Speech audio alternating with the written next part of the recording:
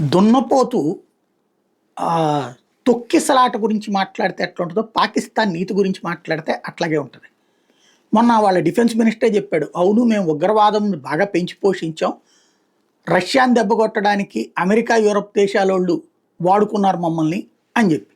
అంటే ఉగ్రవాదులు వాళ్ళే పెంచి పోషించారు ఓపెన్గా చెప్పుకున్నాడు.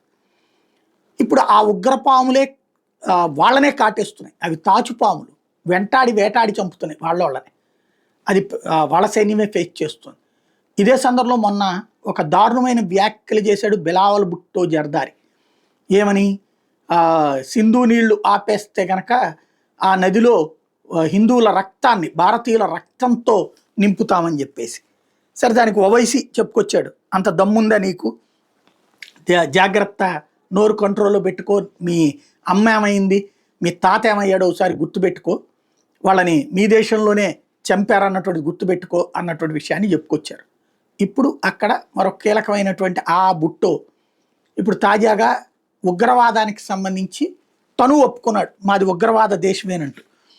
పాక్ ఉగ్ర చరిత్ర ఉందనేది రహస్యమేం కాదు, దీనివల్ల దేశంలో ఇస్లామీకరణ సైనికీకరణ చోటు చేసుకుంది, ఉగ్ర సంబంధాల ఫలితంగా మేము ఇబ్బంది పడ్డాం, మా అమ్మ మాజీ ప్రధాని బెనజీర్ భుట్టో కూడా ఉగ్రదాడికి బలయ్యారు, దేశం నష్టపోయింది, ఈ పరిణామాల నుంచి పాఠాలు నేర్చుకున్నాం, ఈ సమస్య పరిష్కారానికి అంతర్గత సంస్కరణలు చేపట్టాం, ఇప్పుడు పాక్ ఉగ్ర సంబంధాలు అనేది ముగిసిన అధ్యాయం. ఎంతకంటే వెర్రి మాట ఇంకెవడన్నా చెప్తాడా? ఇప్పుడు మరి వచ్చినటువంటి వాళ్ళందరూ ఉగ్రవాదులు కదా, ఈ అబద్ధాలతోనే బ్రతుకుతారు వాళ్ళు, అబద్ధ ప్రపంచంలో బతుకుతారు వాళ్ళు అనడానికి సజీవ సాక్ష్యం ఇది.